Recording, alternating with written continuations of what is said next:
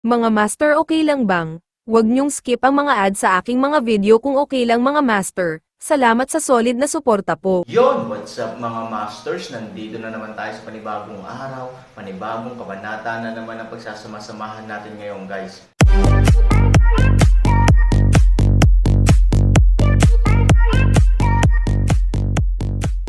Bali mga masters, kung bago ka pa lang po sa aking YouTube channel, please click the subscribe button, lalong-lalo na po yung notification bell guys, para maging connected pa rin tayo sa isa't isa at maging updated kayo sa mga susunod ko pang video.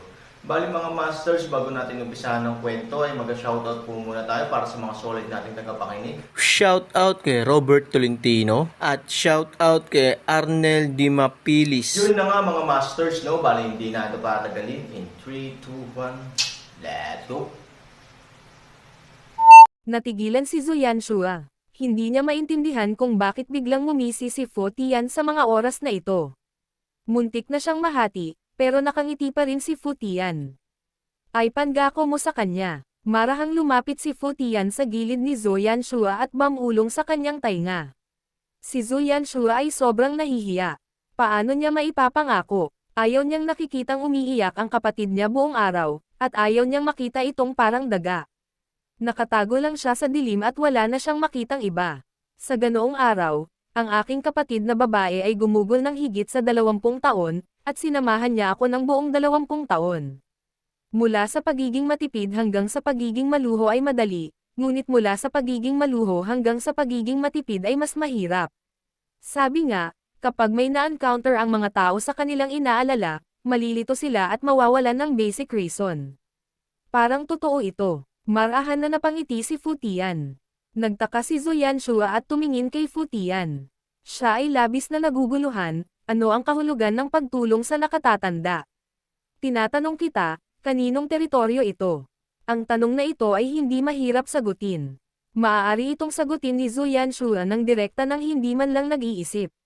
Natural, ito ang kanyang teritoryo. Sino ang boss ng site? Natural, rules ang may final say, di ba? Ngumiti si Fu Tian at tumingin kay Zuyan Shua. Bahagyang natigilan si Zuyan Shua. Pagkatapos ay bigla niyang naunawaan ang kahulugan ng pagtulong sa langit. Dahil oras na para mahulog sa lungsod, natural na teritoryo niya ito ng Zuyan Shua. Natalo nga si Ye Shijun, ngunit hindi ibig sabihin na nanalo ng Aaron. Narito, siya ay buhay pa, at ang pangunahing plato ay matatag sa kanyang kamay. Kahit na gumawa siya ng transaksyon ngayon, ano ang ibig sabihin nito? Maipapakita ba nito na makakaalis ang Aaron dito? Dahil hindi siya makalabas, paano kung siya ang may kapangyarihan sa transaksyon? Parang sa sugal na laro, baka hindi talaga mananalo ang unang mananalo. Sa pag-iisip nito, baka sa mukha ni Zuyan Shua ang lamig. Hanggat unang nailigtas si Ye Shijun, ang nawala sa kanya ngayon ay hindi mahalaga, at dapat niyang maibalik ang lahat sa huli. Sa pag-iisip nito, tumayo si Zuyan Shua at naglakad sa harapan niya, tiningnan ang Aaron, at pagkatapos ay tinapik ang kanyang palad. Aaron, hinahangaan kita, talagang hinahangaan kita. Take retreat as the approach, greedy for my basic bottom line step by step. Napakagandang palaka na pinakuluan sa maligamgam na tubig. Sa simula pa lang, kinalkalo ng mabuti ni Han Sanchen ang kanyang sarili. Sa ibabaw, ang kanyang mga trading chips sa oras na iyon ay nais lamang na palayain ang kanyang mga kaibigan nang hindi kinasasangkutan ang ilalim ng linya ng kanyang kapatid, na naging dahilan upang siya ay madaling sumang-ayon. Matapos niyang palayain ang kanyang kaibigan at masira ang ilalim na linya ng unang layer, agad na inatake ng lalaki ang kanyang pangalawang linya. Noon, hirap na siyang sumakay ng tigre. Ang pagkakahawak ng taong ito sa puso ng mga tao at ang paggamit ng mga panlilinlang ay talagang kakaiba. Halos inalagaan niya ang sarili at tumulong sa langit. Gayunpaman, mayroon kang Zhang Liangji at mayroon akong hagdan. Kung grade 1 ka, grade 15 na ako. Alam ni Han Sanchen na nakita na ang kanyang intensyon, ngunit hindi ito mahalaga. Anyway, ang kanyang layunin ay nakamit. Well, paano ko haharapin si Lord Zhu nang walang maraming puso? Okay, Aaron, let's cut the crap. Let me finally ask you if your deal is to exchange the life of young Master Ye for your friend's original appearance. Wala na bang iba? Bahagyang kumunot ang noo ni Aaron at napaisip, wala nang iba. Gayunpaman, kailangan mong ibalik sa akin ang 3 taong iyon.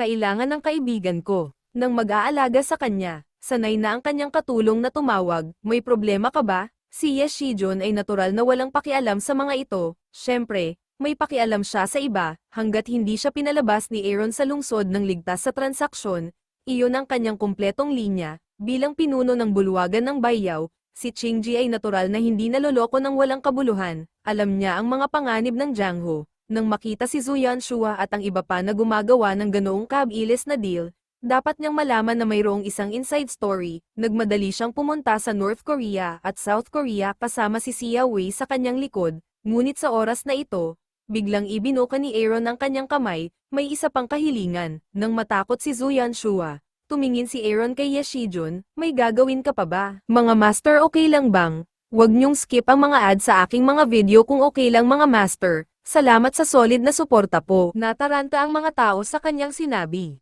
Maging si Shijun ay tumingin sa kawalan sa oras na ito. Hindi niya maintindihan. Hindi niya maintindihan. Natural, wala siyang kinalaman sa Aaron. Ano pa ba ang magagawa niya sa kanya?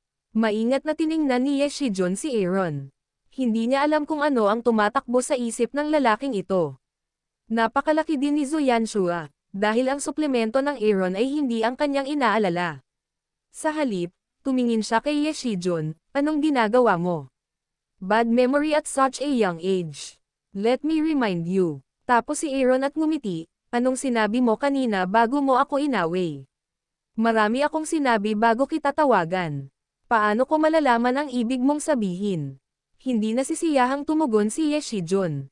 Ngumiti si Aaron na may bakas ng kalupitan sa kanyang mga mata, laro mo ako at magpanggap na tanga. Oo. Ipapaalala ko sa iyo. Pagkatapos ay biglang humakbang si Aaron, at pagkatapos ay direktang sinunggaban si Ye Shijun na nakahiga sa lupa. Ang taong ito ay mapanghamak sa una, ngunit sa oras na ito, may mapurol na ingay sa kanyang mga paa, at ang sakit ng pagbabarena sa utak ng buto ay agad na tumama sa kanyang ulo mula sa kanyang mga paa. Pagkatapos, dahil hindi matatag ang kanyang sentro ng grabidad, diretso siyang lumuhad sa isang tuhod. Pagbaba niya ay nagulat siya at nagalit. Sa oras na ito, nagkaroon ng isang kakilakilabot na pagbaluktot sa tuhod ng kanyang kaliwang binti. Ang nakaluhod niyang paa ay hindi normal na nakaluhod, ngunit baligtad ang pagyuko. Nang ang ibabang binti ay nakaharap palabas, nagkaroon ng 180 degree na pagbaliktad. Sa ganitong paraan, hindi banggitin ang sakit ng magaan na karanasan, maraming mga tao ang nakakaramdam ng panginginig ng dulo ng kanilang puso kahit na nakatingin lamang dito. Iyan ay fucking malupit. Aaron, fuck you. Tinitigan siya ni Ye Shijun. May takot at galit. Dirdiretso lang si Aaron sa kanyang mga paa, nilampasan ang kanyang mga tuhod, at pagkatapos ay pinunan ang kanyang mga paa, na direktang ibinaluktot ang kanyang mga binti sa kabilang direksyon. Nakakainis talaga itong anak na ta. Remember, kung hindi, tinutulungan kita. Ang Aaron ay hindi ginalaw at malamig na uminom. Nang makita ito, hindi ito magawa ni Fu Tian nang nagmamadali. Itinuro ang Aaron, agad niyang sinimangutan, Aaron, what the fuck do you mean? You want to go back. We agreed to trade, but you don't want to trade. Itinaas ni Aaron ang kanyang mga mata at tinitigan si Fu Tian, nagalit pa rin, kaya hindi siya naglakas loob na lumabas. Pagkatapos ay sinabi ni Aaron, mula sa simula hanggang sa katapusan, pinag-uusapan ko ang tungkol sa pakikipagkalakalan sa iyo sa kanyang buhay. Hindi siya patay. Ano ang iyong pagmamadali? But just collect some interest. Kapag sumigaw ka, naiisip ko ang aso mo. Halika dito. Sa madaling salita, ang puso ni Fu Tian ay kalahating lamig. Sa oras na ito, ngayon lang siya nagsisisi sa mga mapusok niyang salita. Gayunpaman, nang makita ang saloobin at hitsura ni Aaron kay Ye Shijun, si Fu Tian ay hindi nang ahas na sumulong. Nanginginig lang siyang tumingin kay Aaron, kunwari wala lang, pero manhid na siya sa puso niya. Ngunit sa harap ni Ye Shijun, kung hindi makapasa si Fu Tian, natural na mawawalan ito ng tiwala kay Ye Shijun. Kasabay nito, hahamakin din ito ni Zhu Yanshua at ng kanyang barkada. Kinagat niya ang kanyang mga ngipin at tinulungan si Tian na makalakad na may paninigas na anit. Kailangan mo rin bang ipaalala ko sa'yo? Tumingin si Aaron sa paanan ni Fu Tian at malamig na sinabi. Nanlamig ang tuhod ni Fo Tian nang titigan siya ni Aaron. Napatingin siya kay Ye Shijun. Nakakita siya ng magandang dahilan, para sa Shijun, Aaron, pinahihintulutan kita. Pagkatapos, diretsong ibinaluktot niya ang kanyang mga paa at mariing lumuhad sa lupa. Obviously, natatakot siya na sila ni Shijun ay magkakatuluyan. Gayunpaman, binigyan ni Fu Tian ng buong laro ang malambot na bigas hanggang sa limitasyon. Ye Shijun, nasa pwesto na si Fu Tian. Dapat ba nating isipin ang susunod na hakbang? O pupunta ako? Malamig na sabi ni Aaron. Galit na galit si Ye Shijun, ngunit hindi siya makaatake. Biglang, sa oras na ito, isang larawan ang nag-flash sa kanyang isipan.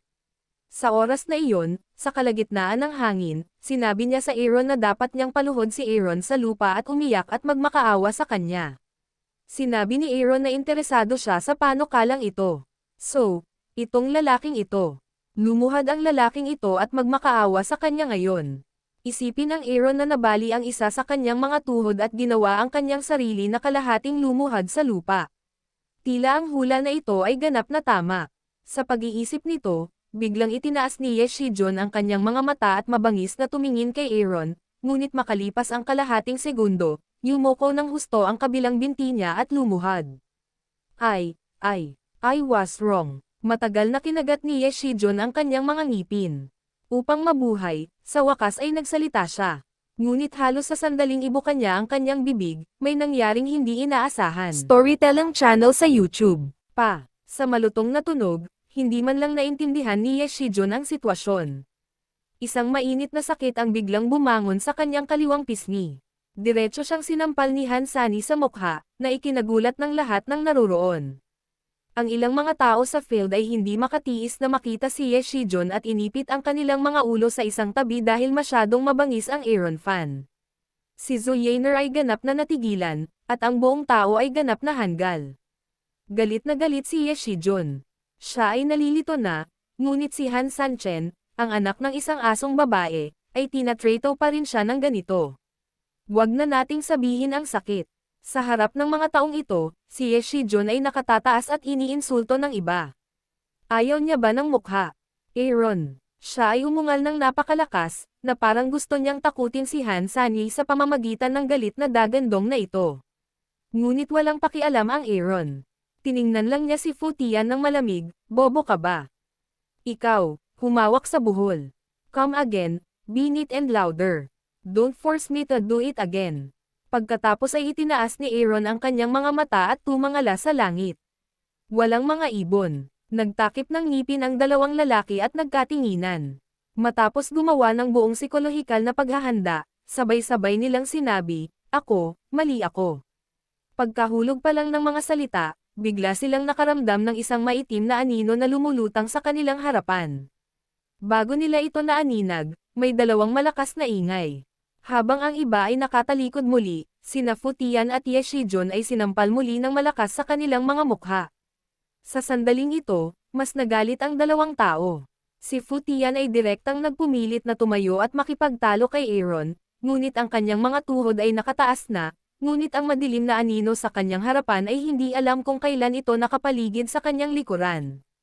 Ang isang malaking paa ay direktang tumapak sa kanyang ibabang binti, na nagpakabog ng kanyang nakataas na paa at napaluhod muli sa lupa. Anong ginagawa mo? Sa likod niya, tumama ang malamig na interogasyon ni Aaron, at malamig ang likod ni Fu Tian na sinalakay. Aaron, huwag mo masyadong itulak ang mga tao. Gusto mong lumuhad tayo, at lumuhad tayo. Gusto mong aminin natin ang mga pagkakamali natin, at aminin natin ang mga pagkakamali natin. Ano pa ba ang gusto mo? Ang galit ni Fu Tian ay napawi sa lamig, ngunit ang kanyang bibig ay napakatigas pa rin. Ye Shijun, ano ang kulang sa mga hakbang ng pagluhod sa lupa upang aminin ang iyong pagkakamali? Tumingin si Han Sanchen kay Ye Shijun. Natural na naunawaan ni Ye Shijun na ang sinabi ni Aaron ay nawawala ay isang umiiyak na salita. Ngunit siya ay isang marangal na 7 paa. Ang kanyang dugo ay maaaring damaloy, ngunit ang kanyang mga luha ay hindi umaagos. Ganyan dapat ang mga babae. Paano niya magagawa? Hindi maintindihan ni Fu Tian. Tumingin siya kay Ye Shijun at tahimik na sinabi, "Shijun, anong kulang?" Tama ka. Gusto lang ni Fu Tian na tapusin ang link na ito ng mabilis, kahit na siya ay isang aso sa pamilya Ye, ang kanyang lumang mukha ay nagsimulang sumabit sa harap ng napakaraming tao sa labas. Kinagat ni Ye Shijun ang kanyang mga ngipin at malamig na sinabi, umiyak. Umiiyak, natigilan si Fu Tian. Obviously, hindi niya inaasahan na mawawala ang ganoong link. Gayunpaman, napanatili nila ni Shijun ang parehong saloobin at hindi napigil ang sumigaw sa Aaron, ang malaking asawa ng isang lalaki, maaari kang duguan ngunit hindi umiyak. Aaron, hindi ba mahirap para sa iyo? Paano? Paano umiiyak ka? Isipin mo ang namatay mong nanay at tatay mo. Baka lumabas ka. Siyempre, wala akong pakialam na madumihan mo ang kamay ko. Tuloy-tuloy lang ang pagtulong sa iyo at bugbugin ka hanggang sa umiyak ka.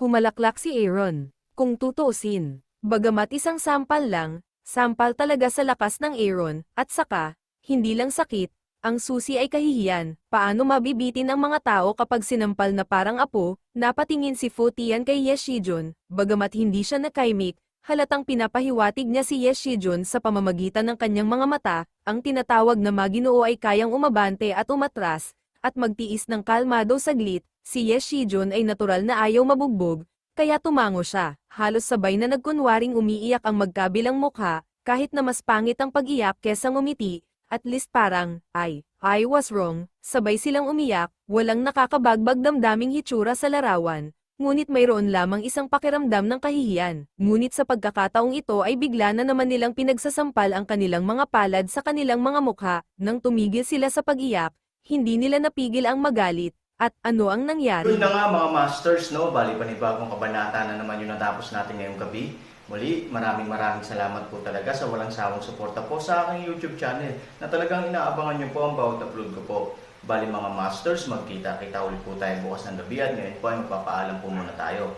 Bali mga masters, bye-bye!